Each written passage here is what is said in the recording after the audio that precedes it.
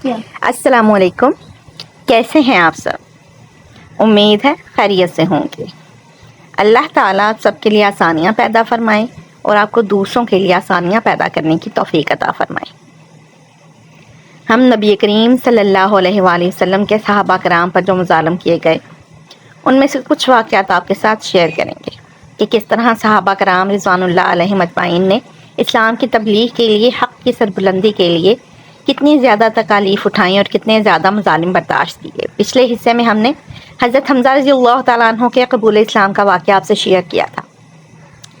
آج اس کے بعد کے واقعات ہم آپ سے شیئر کرتے ہیں۔ حضرت حمزہ رضی اللہ تعالیٰ عنہ کے اسلام لانے کے بعد مشرکین نے نبی کریم صلی اللہ علیہ وآلہ وسلم کا پیچھا تو چھوڑ دیا، لیکن اپنے تمام ظلم و ستم اب وہ کمزور مسلمانوں پر ڈھانے لگے۔ کسی قبیلے کا کوئی بھی شخص مسلمان ہو جاتا تو اس کے پیچھے ہاتھ دھو کر پڑ جاتے، ایسے لوگوں کو قید کر دیتے، بھوکا پیاسا رکھتے، تپتی ریت پر لٹاتے، یہاں تک کہ اس کا یہ حال ہو جاتا کہ سیدھے بیٹھنے کے قابل بھی نہ رہتا۔ اس ظلم اور زیادتی پر سب سے زیادہ ابو جہل لوگوں کو اکساتا تھا۔ ایسے ہی لوگوں میں سے ایک حضرت بلال حبشی رضی اللہ تعالیٰ عنہ بھی تھے۔ آپ کا پورا نام بلال بن رباح تھا۔ یہ امیہ بن خلف کے غلام تھے۔ حضرت بلال رضی اللہ تعالیٰ عنہ مکہ میں پیدا ہوئے۔ پہلے عبداللہ بن جدعان تیمی کے غلام تھے۔ عبداللہ بن جدعان کے 100 غلام تھے، یہ ان میں سے ایک تھے۔ جب اسلام کا آغاز ہوا اور اس کا نور پھیلا تو عبداللہ بن جدعان نے اپنے 99 غلاموں کو اس خوف سے مکہ سے باہر بھجوا دیا کہ کہیں وہ مسلمان نہ ہو جائیں۔ بس اس نے حضرت بلال بن رباح رضی اللہ تعالیٰ عنہ کو اپنے پاس رکھ لیا، یہ اس کی بکریاں چرایا کرتے تھے۔ اسلام کی روشنی حضرت بلال رضی اللہ تعالیٰ عنہ تک پہنچی، یہ ایمان لے آئے، مگر انہوں نے اپنے اسلام کو چھپائے رکھا۔ ایک روز انہوں نے کعبہ کے چاروں طرف رکھے بتوں پر گندگی ڈال دی، ساتھ ہی وہ ان پر تھوکتے جاتے تھے اور کہتے جاتے تھے جس نے تمہاری عبادت کی وہ تباہ ہو گیا۔ یہ بات قریش کو معلوم ہو گئی، وہ فوراً عبداللہ بن جدعان کے پاس آئے، اس سے بولے تم بے دین ہو گئے ہو۔ اس نے حیران ہو کر کہا کیا میرے بارے میں بھی یہ بات کہی جا سکتی ہے؟ اس پر وہ بولے تمہارے غلام بلال نے آج ایسا کیا ہے۔ کیا؟ وہ حیرت زدہ رہ گیا۔ عبداللہ بن جدعان نے فوراً قریش کو 100 درہم دیے تاکہ بتوں کی جو توہین ہوئی ہے اس کے بدلے ان کے نام پر کچھ جانور ذبح کر دیے جائیں۔ پھر وہ حضرت بلال رضی اللہ تعالیٰ عنہ کی طرف بڑھا، اس نے انہیں رسی سے باندھ دیا، تمام دن بھوکا اور پیاسا رکھا، پھر تو یہ اس کا روز کا معمول بن گیا۔ جب دوپہر کے وقت سورج آگ برسانے لگتا تو انہیں گھر سے باہر نکال کر تپتی ہوئی ریت پر چت لٹا دیا جاتا۔ اس وقت ریت اس قدر گرم ہوتی تھی کہ آگ اس پر گوشت کا ٹکڑا رکھ دیا جاتا تو وہ بھی بھن جاتا۔ وہ اسی پر بس نہیں کرتا تھا، ایک وزنی پتھر منگاتا اور ان کے سینے پر رکھ دیتا تاکہ وہ اپنی جگہ سے ہل بھی نہ سکیں۔ پھر وہ بدبخت ان سے کہتا اب یا تو محمد کی رسالت اور پیغمبری سے انکار کر اور لات و عزیٰ کی عبادت کر، ورنہ میں تجھے یہاں اسی طرح لٹائے رکھوں گا یہاں تک کہ تیرا دم نکل جائے گا۔ حضرت بلال رضی اللہ تعالیٰ عنہ اس کی بات کے جواب میں فرماتے احد یعنی اللہ تعالیٰ ایک ہے، اس کا کوئی شریک نہیں۔ جب حضرت بلال رضی اللہ تعالیٰ عنہ کسی طرح اسلام سے نہ ہٹے تو تنگ آ کر عبداللہ بن جدعان نے انہیں امیہ بن خلف کے حوالے کر دیا۔ اب یہ شخص ان پر اس سے بھی زیادہ ظلم و ستم ڈھانے لگا۔ ایک روز انہیں اسی قسم کی خوفناک سزائیں دی جا رہی تھیں کہ نبی کریم صلی اللہ علیہ وآلہ وسلم اس طرف سے گزرے۔ حضرت بلال رضی اللہ تعالیٰ عنہ شدت تکلیف کی حالت میں احد پکار رہے تھے۔ آپ صلی اللہ علیہ وآلہ وسلم نے انہیں اس حالت میں دیکھ کر فرمایا بلال تمہیں یہ احد ہی نجات دلائے گا۔ پھر ایک روز حضرت ابوبکر صدیق رضی اللہ تعالیٰ عنہ اس طرف سے گزرے، امیہ بن خلف نے انہیں گرم ریت پر لٹا رکھا تھا، سینے پر ایک بھاری پتھر رکھا ہوا تھا۔ انہوں نے یہ دردناک منظر دیکھ کر امیہ بن خلف سے کہا کیا اس مسکین کے بارے میں تمہیں اللہ کا خوف نہیں آتا؟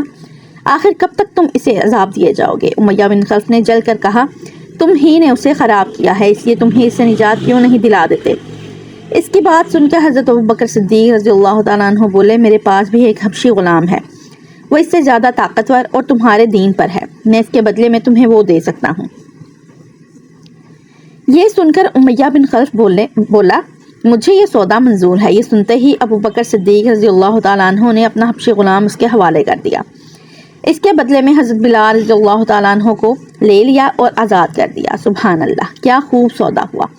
یہاں یہ بات جان لینی چاہیے کہ حضرت ابوبکر صدیق رضی اللہ تعالیٰ عنہ کا حبشی غلام دنیا کے لحاظ سے بہت قیمتی تھا۔ یہ بھی کہا جاتا ہے کہ امیہ بن خلف نے غلام کے ساتھ 10 اوقیہ سونا بھی طلب کیا تھا اور حضرت ابوبکر صدیق رضی اللہ تعالیٰ عنہ نے اس کا مطالبہ بھی مان لیا تھا، چنانچہ آپ نے اسے ایک یمنی چادر اور کچھ سونا دیا تھا، ساتھ ہی آپ نے امیہ بن خلف سے فرمایا تھا اگر تم مجھ سے 100 اوقیہ سونا بھی طلب کرتے تو بھی میں تمہیں دے دیتا۔ حضرت ابوبکر صدیق رضی اللہ تعالیٰ عنہ نے حضرت بلال رضی اللہ تعالیٰ عنہ کے علاوہ اور بھی بہت سے غلام مسلمانوں کو خرید کر آزاد فرمایا۔ یہ وہ مسلمان غلام تھے جنہیں اللہ کا نام لینے کی وجہ سے ظلم کا نشانہ بنایا جا رہا تھا۔ ان میں سے ایک حضرت بلال رضی اللہ تعالیٰ عنہ کی والدہ حمامہ رضی اللہ تعالیٰ عنہ تھی، ایک عامر بن فہیرہ رضی اللہ تعالیٰ عنہ تھے۔ انہیں اللہ کا نام لینے پر بڑے بڑے سخت عذاب دیے جاتے۔ یہ قبیلہ بنی تیم کے ایک شخص کے غلام تھے، وہ حضرت ابوبکر صدیق رضی اللہ تعالیٰ عنہ کا رشتہ دار تھا۔ آپ نے اپنے رشتہ دار سے خرید کر انہیں بھی آزاد فرمایا۔ ایک صاحب ابو فقیہ رضی اللہ تعالیٰ عنہ تھے، یہ صفوان بن امیہ رضی اللہ تعالیٰ عنہ کے غلام تھے۔ یہ حضرت بلال رضی اللہ تعالیٰ عنہ کے ساتھ ہی مسلمان ہوئے تھے۔ صفوان بن امیہ رضی اللہ تعالیٰ عنہ بھی ابتدا میں مسلمانوں کے سخت مخالف تھے، وہ فتح مکہ کے بعد اسلام لائے تھے۔ ایک روز انہوں نے حضرت ابو فقیہ رضی اللہ تعالیٰ عنہ کو گرم ریت پر لٹا رکھا تھا۔ ایسے میں حضرت ابوبکر صدیق رضی اللہ تعالیٰ عنہ اس طرف سے گزرے۔ اس وقت صفوان بن امیہ رضی اللہ تعالیٰ عنہ یہ الفاظ کہہ رہے تھے، اسے ابھی اور عذاب دو، یہاں تک کہ محمد یہاں آ کر اپنے جادو سے اسے نجات دلا دیں۔ حضرت ابوبکر صدیق رضی اللہ تعالیٰ عنہ نے اسی وقت صفوان بن امیہ رضی اللہ تعالیٰ عنہ سے انہیں خرید کر آزاد فرما دیا۔ اسی طرح زنیرہ رضی اللہ تعالیٰ عنہ نامی ایک عورت کو مسلمان ہونے کی بنیاد پر اس قدر خوفناک سزائیں دی گئیں کہ وہ بیچاری اندھی ہو گئیں۔ ایک روز ابو جہل نے ان سے کہا، جو کچھ تم پر بیت رہی ہے یہ سب لات و عزا کر رہے ہیں۔ یہ سنتے ہی زنیرہ رضی اللہ تعالیٰ عنہ نے کہا، ہرگز نہیں، اللہ کی قسم، لات و عزا نہ کوئی نفع پہنچا سکتے ہیں نہ کوئی نقصان۔ یہ جو کچھ ہو رہا ہے آسمان والے کی مرضی سے ہو رہا ہے۔ میرے پروردگار کو یہ بھی قدرت ہے کہ وہ مجھے میری آنکھوں کی روشنی لوٹا دے۔ دوسرے دن وہ صبح اٹھی تو ان کی آنکھوں کی روشنی اللہ تعالیٰ نے لوٹا دی تھی۔ سبحان اللہ۔ اس بات کا جب کافروں کو پتہ چلا تو وہ بول اٹھے، یہ محمد کی جادوگری ہے۔ حضرت ابوبکر صدیق رضی اللہ تعالیٰ عنہ نے انہیں بھی خرید کر آزاد کر دیا۔ آپ نے زنیرہ رضی اللہ تعالیٰ عنہ کی بیٹی کو بھی خرید کر آزاد کیا۔ اسی طرح نحتیہ نام کی ایک باندی تھی، ان کی ایک بیٹی بھی تھی، دونوں ولید بن مغیرہ کی باندیاں تھیں، انہیں بھی حضرت ابوبکر صدیق رضی اللہ تعالیٰ عنہ نے آزاد کر دیا۔ عامر بن فہیرہ کی بہن اور ان کی والدہ بھی ایمان لے آئی تھیں، یہ حضرت عمر کے مسلمان ہونے سے پہلے ان کی باندیاں تھیں۔ حضرت ابوبکر صدیق رضی اللہ تعالیٰ عنہ نے انہیں بھی خرید کر آزاد کر دیا۔ ایمان لانے والے جن لوگوں پر ظلم ڈھائے گئے ان میں سے ایک حضرت خباب بن ارت رضی اللہ تعالیٰ عنہ بھی ہیں۔ کافروں نے انہیں اسلام سے پھیرنے کی کوششیں کی مگر یہ ثابت قدم رہے۔ انہیں جاہلیت کے زمانے میں گرفتار کیا گیا تھا۔ پھر انہیں ایک عورت انمار نے خرید لیا۔ یہ ایک لوہار تھے، نبی اکرم صلی اللہ علیہ وآلہ وسلم ان کی دلجوئی فرمایا کرتے تھے، ان کے پاس تشریف لے جایا کرتے۔ جب یہ مسلمان ہو گئے اور انمار کو یہ بات معلوم ہوئی تو اس نے انہیں بہت خوفناک سزائیں دی۔ وہ لوہے کا کڑا لے کر آگ میں گرم کرتی، خوب سرخ کرتی، پھر اس کو حضرت خباب رضی اللہ تعالیٰ عنہ کے سر پر رکھ دیتی۔ آخر حضرت خباب رضی اللہ تعالیٰ عنہ نے آپ صلی اللہ علیہ وآلہ وسلم سے اپنی مصیبت کا ذکر کیا تو آپ صلی اللہ علیہ وآلہ وسلم نے ان کے لیے دعا فرمائی۔ نبی کریم صلی اللہ علیہ وآلہ وسلم کی دعا کے فوراً بعد اس عورت کے سر میں شدید درد شروع ہو گیا، اس سے وہ کتوں کی طرح بھونکتی تھی۔ آخر کسی نے اسے علاج بتایا کہ وہ لوہا تپا کر سر پر رکھوائے۔ اس نے ایک کام حضرت خباب رضی اللہ تعالیٰ عنہ کے ذمے لگایا، اب آپ وہ ہلکا خوب گرم کر کے اس کے سر پر رکھتے۔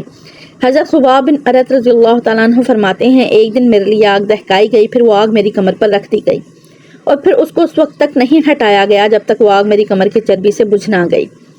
ایسے ہی لوگوں میں حضرت عمار بن یاسر رضی اللہ تعالیٰ عنہ بھی تھے۔ حضرت عمار بن یاسر رضی اللہ تعالیٰ عنہ کو ان کے دین سے پھیرنے کے لیے مشرکوں نے طرح طرح کے ظلم کیے، آگ سے جلا جلا کر عذاب دیے، مگر وہ دین پر قائم رہے۔ علامہ ابن جوزی رحمۃ اللہ علیہ لکھتے ہیں، ایک مرتبہ حضرت صلی اللہ علیہ وآلہ وسلم اسی طرف تشریف لے جا رہے تھے۔ وہ اس وقت حضرت عمار رضی اللہ تعالیٰ عنہ کو آگ سے جلا جلا کر تکلیف پہنچائی جا رہی تھی۔ ان کی کمر پر جلنے کی وجہ سے کوڑ جیسے سفید داغ پڑ گئے تھے۔ حضرت صلی اللہ علیہ وآلہ وسلم نے ان کے سر پر ہاتھ پھیرا اور فرمایا، اے آگ ٹھنڈی اور سلامتی والی بن جا، جیسا کہ تو ابراہیم علیہ السلام کے لیے ہو گئی تھی۔ اس دعا کے بعد انہیں آگ کی تکلیف محسوس نہیں ہوتی تھی۔ حضرت ام ہانی رضی اللہ تعالیٰ عنہ کہتی ہیں کہ حضرت عمار بن یاسر رضی اللہ تعالیٰ عنہ، ان کے والد یاسر، ان کے بھائی عبداللہ، ان کے والدہ سمیہ رضی اللہ عنہم، ان سبھی کو اللہ کا نام لینے کی وجہ سے سخت ترین عذاب دیے گئے۔ ایک روز جب انہیں تکالیف پہنچائی جا رہی تھی تو نبی کریم صلی اللہ علیہ وآلہ وسلم اس طرف سے گزرے. آپ صلی اللہ علیہ وآلہ وسلم نے ان کی تکالیف کو دیکھ کر دعا فرمائی اور فرمایا اے اللہ آل یاسر کی مغفرت فرما. ان کی والدہ سمیہ رضی اللہ تعالیٰ عنہا کو ابو جہل کے چچا حذیفہ بن ابی مغیرہ نے ابو جہل کے حوالے کر دیا. یہ اس کی باندی تھی. ابو جہل نے انہیں نیزہ مارا، اس سے وہ شہید ہو گئیں. اس طرح اسلام میں انہیں سب سے پہلی شہید ہونے کا اعزاز حاصل ہوا. آخر انہی مظالم کی وجہ سے حضرت عمار رضی اللہ تعالیٰ عنہ کے والد یاسر رضی اللہ تعالیٰ عنہ بھی شہید ہو گئے. آج کے لیے بس اتنے ہی واقعات. مزید واقعات لے کر جلد آپ کی خدمت میں حاضر ہوں گے. تب تک اپنا خیال رکھیے گا اور مجھے اپنی دعا میں یاد رکھیے گا. اللہ حافظ.